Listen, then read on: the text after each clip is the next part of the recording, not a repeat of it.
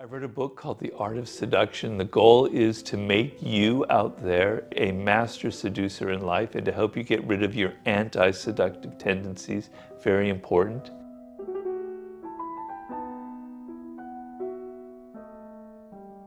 The following is a compilation of all those seductive interviews I've done over the years in which I've discussed the many ideas in this book. So I hope you enjoy it. So the first thing we have to agree on here is you want the ability to influence people. You want the ability to persuade them, to be able to move them to some degree in your direction, to get them interested in your ideas, and to be honest with yourself that this is something that you want. The second thing you have to be aware of is that you're usually going at it from the wrong end. You're thinking first and foremost about yourself. This is the number one problem that afflicts humanity in the world today. We are all becoming so much more self-absorbed and so much more narcissistic. And a lot of it is understandable. We're spending so much time on our smartphones in our virtual worlds and not enough with other people and interacting with them and getting inside their spirit and their mentality. People can get very boring very quickly, particularly if you can't have a conversation with them about subjects that interest you. And so animals is a very good example. I'm not saying that you both have to be Democrats or Republicans. That's too banal and superficial. But the love of animals reaches into your character, reaches something deep inside of you. It signals something about it that's so primal, that's so connected to a child, that there's going to be a deep connection there. And it's not like you have to both love cats, which is good if that happens to be the case, but just animals in general. You love their energy. You love the fact that they're innocent in their own way. You love the fact that they're not playing games with you. You love the kind of instant love you can get from them kind of thing. And you connect to them on that level is a very, very positive sign because it goes beyond just intellectual things into something emotional and visceral. So really the emotional connections, the values that you have together are very important. Money is another one that's extremely important. So if one of you is incredibly material oriented and it's all about money as power and success and comfort, and the other isn't really into it, is into spending money, etc. A lot of people have endless fights over something like money where there's no convergence there. And money signals a deeper value about the person. So I'm not saying there's anything wrong if money motivates you. I'm not moralizing about it because that can signal a value that maybe you grew up without it, and that feeling comfortable and feeling like you don't have to worry about something is very, very important to you. And the not being interested in money reveals something about your character. So I'm telling people you want to look at the person's character and see a kind of convergence there and something that can last. People are dying to be taken out of their lives, out of the banal day-to-day work, and to be taken on a ride. They want enchantment. They want some drama in their life. They want pleasure. I talk about in the book, it's like a child. Seduction is reaching the child of everybody. And when you were a child, you were 1 year old, what was the greatest pleasure you had? It was being picked up by your father, your mother, and kind of whirled around and taken everywhere and lifted and twirled, etc. The sense that someone was taking you somewhere and you were under their control made you laugh. It gave you this incredible pleasure. And that's what happens when you see a movie and it takes you on this journey where you don't know where it's going, what's happening next. People don't have enough of that in their lives. And that's sort of what I consider the icon of seduction is the siren itself, because that's where the concept came from. And that's a woman who has a very powerful sexual energy that any man can feel. It's not overt in that they're not coming on to you, but they just radiate this kind of intense physical energy. And there's an element almost of danger to them. And that's sort of what excites the man about the siren. And then the male equivalent of that is what I call the rake. And the rake is a man who has an intense interest in women. He loves women to an incredible degree. It like obsesses him. But he can never be satisfied with one woman.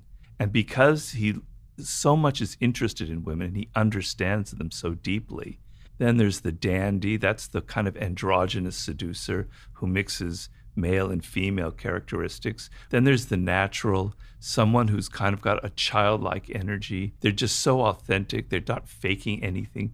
They've got that kind of innocence about them, and it's devilishly seductive. There's the coquette, is someone who blows hot and cold. They know how to play hard to get. They get your claws in you, and then they withdraw, and you go crazy, and you have to pursue them, and you're going after them. Then there's the star, which as well can be male or female. That's a person who has a kind of a distance. You know, a star is somebody that we project all of our fantasies onto. Right? We imagine that they're almost larger than life.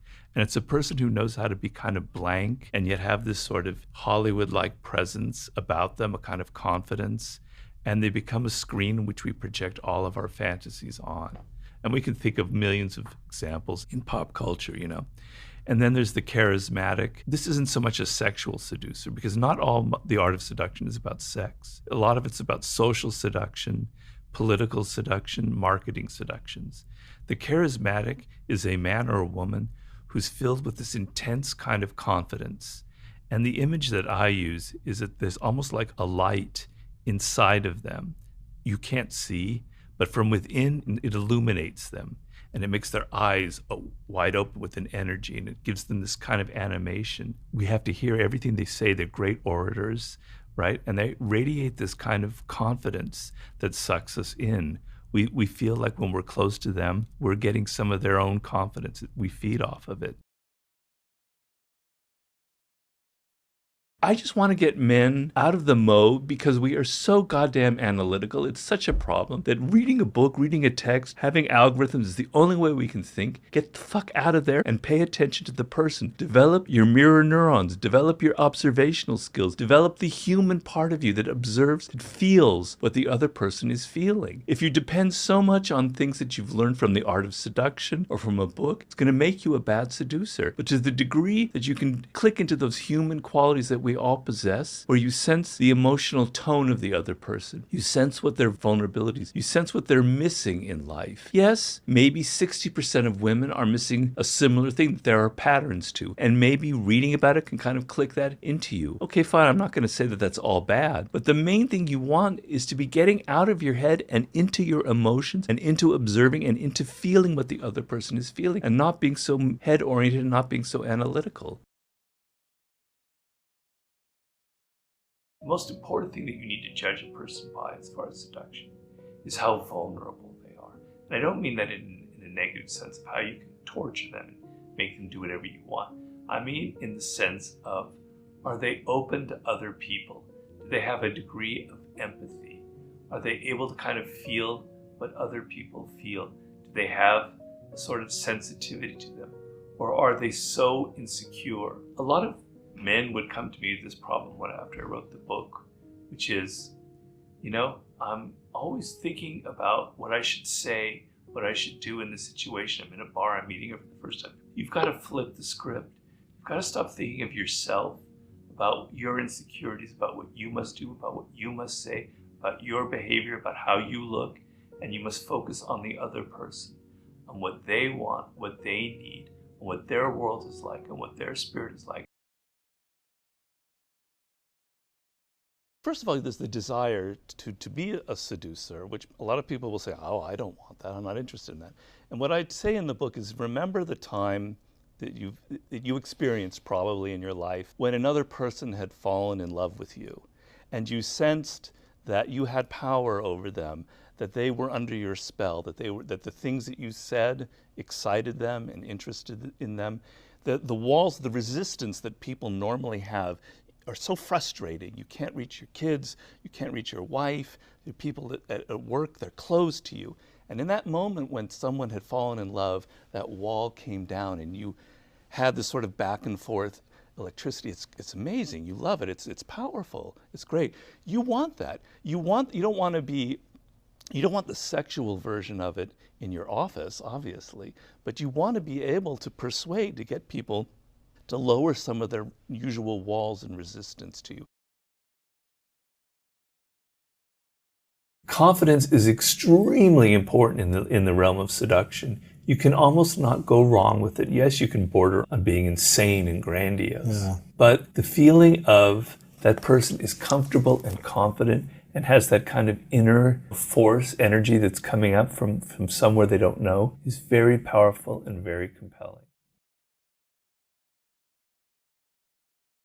If you're the pleasing type, which is your whole strategy in life is pleasing other people, getting them to like you, it doesn't come from a place of security. It comes from a place of deep, deep insecurity. You don't understand really who you are, and so you can't control it. And so you're always trying to please people. We can sense, we can smell people's insecurities. And when it comes to like seduction between men and women, women have a sixth sense of they can smell an insecure man. They can smell it in you. They can smell it in all kinds of ways. And trying so hard to please and trying so hard to be nice secretly indicates that you're actually very weak inside and is very much a turnoff, is very anti-seductive. And so you want to be nice, but you want to be strategic about it. You want to know, sometimes I don't want to be nice. Sometimes I want to create boundaries. Sometimes I want to pull back. I want the woman to know she can't take me for granted. I'm not interested in her. The moment you show her that you're not interested in her, she's going to be much more interested in you. You're willing to play a little bit that tough part of it. You're in control. You're strategic. You know when to use absence and when to use presence, when to text them and call them and when to disappear for a week or so and make them feel like they can't take you for granted. If you think about your life, you spend a lot of your life kind of being defensive. People are always trying to get something from you. Advertisers are trying to get you to buy their product. People are in your face. They want you to do this, that, and the other. And so you get defensive. You get your walls up. You don't listen. You just try and go home and not have to deal with any of this crap people are throwing at you. But then it becomes something else in your life where you're closed off to new experiences. You're closed off to something a little more emotional and profound. And so because so many people are so defensive in the world, and you feel it when you deal with them, and you know it wherever you are, they want to let go of it. They want to let go of this. They want to be tempted into something else. They want an adventure. They want to go on a ride. We live in a world where seducers actually could thrive because so many people secretly want to be taken out of their lives.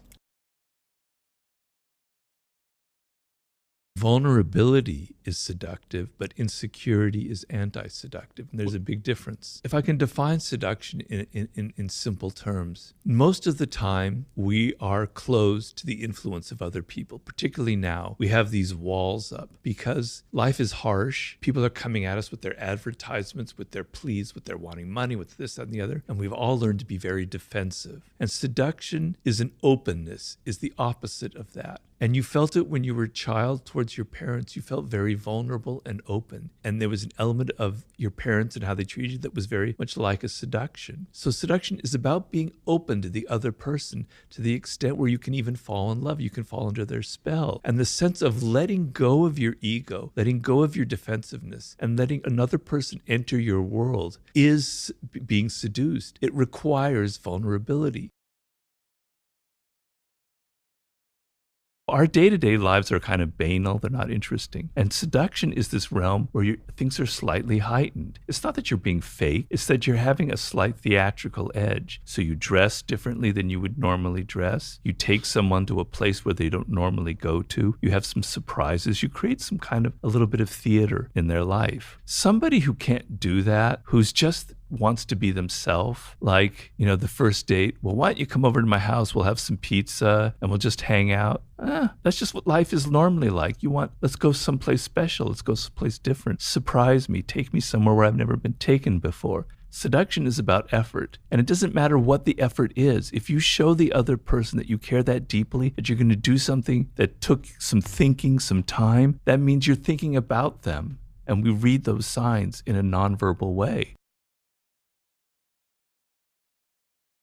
Believe it or not, some of those early dysfunctional relationships with your parents are charged with this kind of sexual energy. And so you'll find yourself attracted to the very man or woman who's going to hurt you. Whereas the man or woman who is good for you, there's no kind of sexual charge. You are actually more attracted to the person that has these damaged qualities. Why is that? Because you get to relive some of those early traumas. And so the problem that will happen, that the person who is good for you, that's actually caring, that will mesh with you, that physical charge maybe isn't as strong. And that's a problem, right? Because you want to have that element. But you need to be aware of this. You need to be aware of the fact that some of the people that you're most attracted to, you're not attracted to just because of their sexy body or whatever it is. there's also some kind of issues you haven't worked out from your early childhood that are at play in that relationship and that are going to cause you a lot of pain.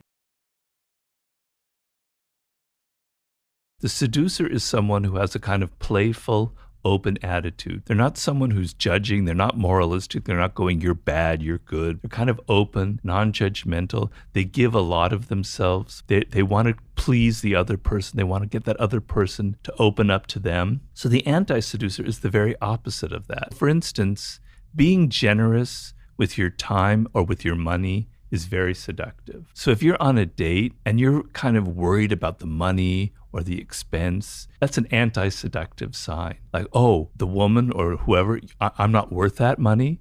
I'm not worth going to a nice restaurant. I'm not worth the expense or the effort. Tightness is anti-seductive. Openness, open heart, open spirit is seductive. So any kind of tightness or rigidity or closeness is very, very anti-seductive.